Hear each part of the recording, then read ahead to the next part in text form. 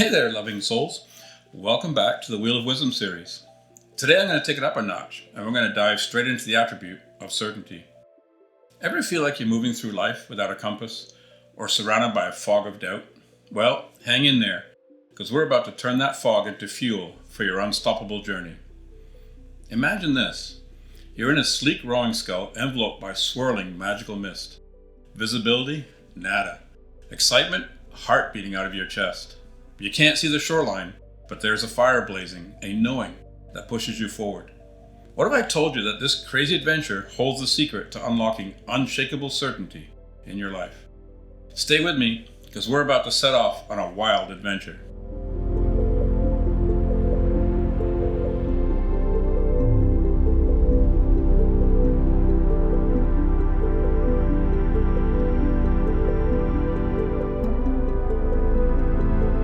Certainty isn't just a quiet whisper.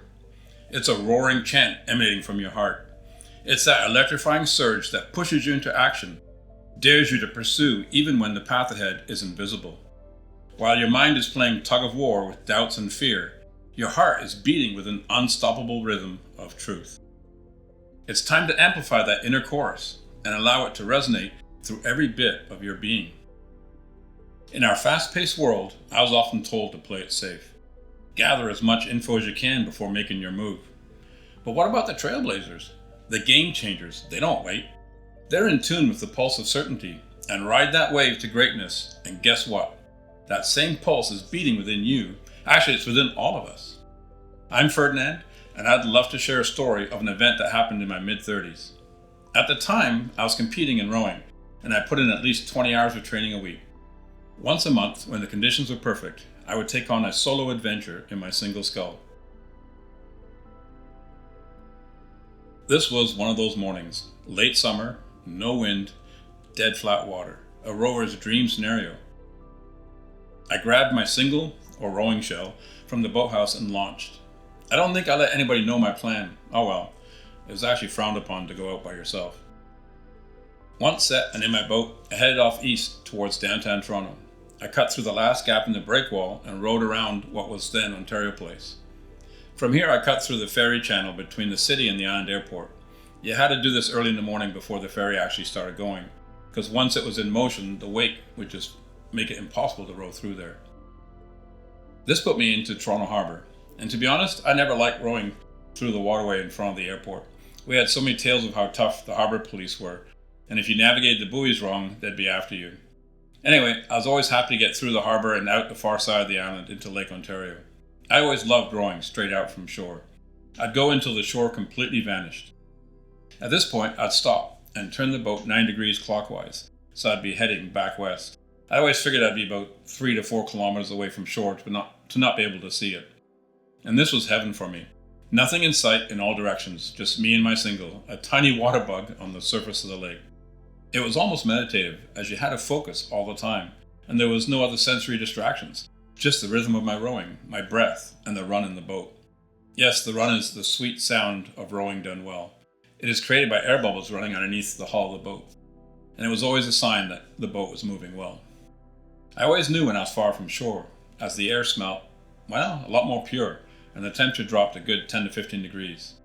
At this point, I was in the zone. I absolutely loved being out there. And then, out of nowhere, I hit a submerged sheet of debris floating just under the surface. It took me a stroke or two to realize the impact of the situation. I let the boat run, which is rower lingo for stop rowing, and let the boat glide to a stop. It was at this point I realized, out in the open lake, fog had rolled in, and I hadn't noticed it earlier. I wasn't sure if the flowing debris had damaged my boat. Rowing shells are very thin carbon fiber, and while extremely stiff bow to stern, they don't do well when they get hit by things. I sat there for a few seconds, although it felt like forever, and waited for my heart rate to slow down and my breathing to quieten, hoping not to hear water running into the hull. This is when I looked around and realized not only did I not have any reference to shore, I also couldn't see more than 150 feet in any direction. Was my boat leaking? Yikes, I'm doomed if it is. There is no way I can swim back to shore from here. After a few minutes, I didn't notice any changes in the boat, so it's gotta be okay. That said, I could really feel the fear and panic starting to rise up within me. It was at that point I reminded myself, I've done this row several times before this summer. and I've always rowed without looking as rowers move backwards, so we tend to use instinct more than anything else. Besides, there was nothing to look out for. I was in the middle of the lake. It was just me and vast openness of water. Well, sort of. I did manage to hit something. I slowly got myself together and started rowing. The more I rowed, the better I felt, and the more my nerves calmed down. Knowing I was far from shore and not being able to see because of the fog, everything became very surreal. I'd gotten back into my rhythm and was loving it. I always used intuition to know when it was time to turn back to shore, and after about 40 minutes of rowing, I let the boat run and made another 90-degree turn, now heading for shore, I hope. I was always going on the premise that I rowed straight. If I'd gotten disoriented, I could easily go 40-odd kilometers the wrong direction and end up in New York State. I started rowing again, not questioning my rowing or navigation. And after about 10 minutes, the fog began to lift, revealing the sun. This was magical, and the reflection of the sun burning through the fog made the water look like gold, with symmetrical rings in the water that the oars had pushed behind me every stroke. It's an image I'll never forget, and it truly was magical. All my training and trust in my ability paid off. Soon I was back at the breakwall I had escaped from a couple hours ago. I felt empowered knowing I trusted my ability and intuition, based solely from what I knew within me. It was a certainty I knew in my heart, and wow, it felt very calming and empowering. Interestingly, this experience also dissolved the anxiety I'd had felt often in my business. I used to stress over what would happen regarding income at the start of every month. Now I realized I didn't need to see the path or the destination. I just needed the courage to take action and the patience to allow that path to reveal itself, and the wisdom to know what turns to make and the skills needed. I'd stepped into a strong sense of knowing or certainty. Certainty gives us a solid foundation when life feels chaotic. It's like the calm center of a storm, allowing us to navigate challenges with confidence. Certainty helped me overcome my fears. I stopped doubting myself and started embracing new experiences. It's been life-changing. Certainty at its core is an act of trust.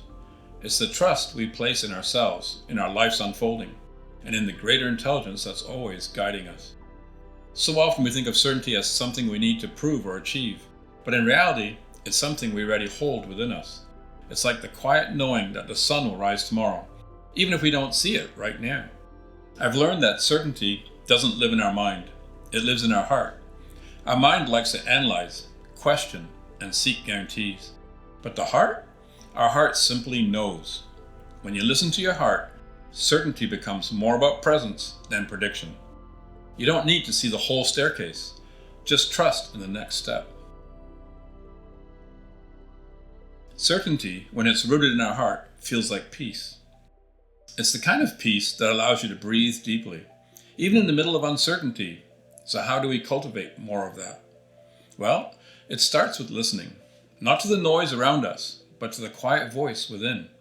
We often overlook our inner wisdom, thinking it's too soft or subtle.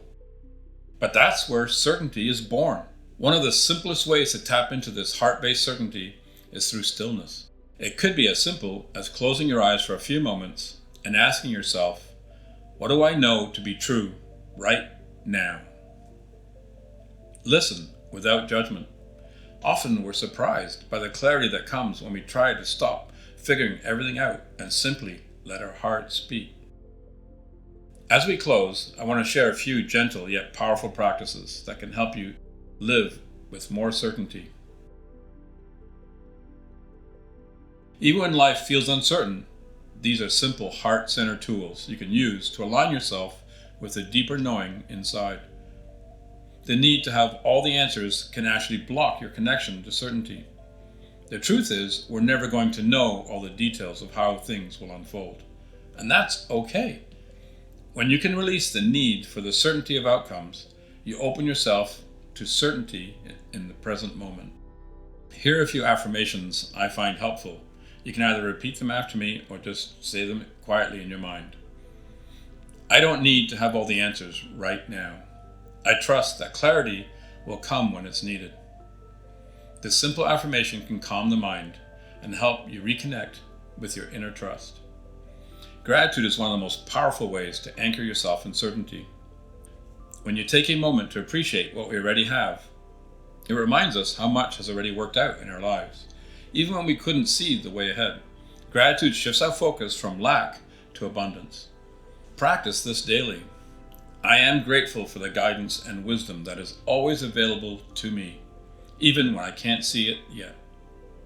Certainty is about trusting that the steps you're taking are leading you somewhere meaningful, even if you can't see the full picture.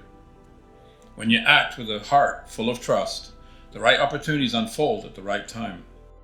Remember, certainty is not about avoiding fear or uncertainty.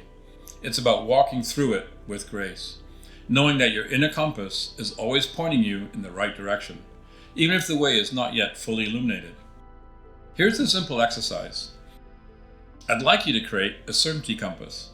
Do this by identifying 4 core spiritual values that never waver for you, like love, truth, gratitude, in service to others.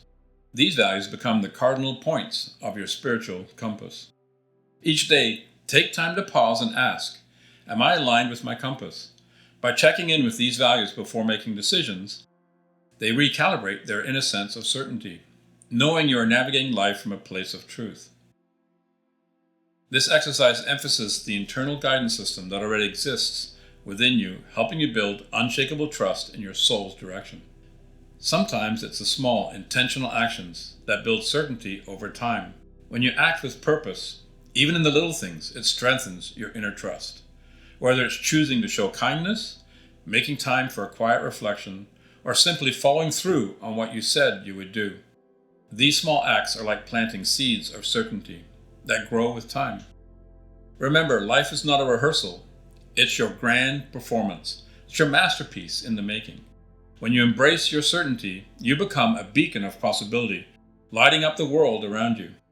Just like I discovered while rowing on my outing, you hold the key to navigating any fog, scaling any peak, or claiming any treasure your heart desires.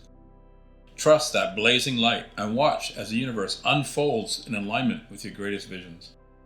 As we end today's reflection on certainty, I want to leave you with a gentle reminder. Certainty doesn't need to be loud or forceful. It doesn't need proof. It simply asks you to trust. Trust yourself, trust the process, and trust that life is unfolding in ways you may not fully understand, but are guiding you toward what is meant for you. Remember that even in the fog of uncertainty, there is a light in your heart that never fades. You can always return to that light for guidance. Certainty is not about seeing the future clearly. It's about knowing with every beat of your heart that you are exactly where you need to be right now. If this message on certainty resonated with you, please share your thoughts or experiences in the comments below. I'd love to hear about how you connect with this idea of trusting the heart in uncertain times. And don't forget to like and subscribe so we can continue exploring these powerful attributes together. Thank you for sharing this time with me today, and if you found this reflection meaningful, I invite you to continue this journey with me. In my next episode, I'll be exploring the beautiful gift of compassion, how it emerges when we walk with certainty, and how to invite more of it into our lives. Until then, take a deep breath, trust yourself, and know that you are guided by deeper wisdom that always knows.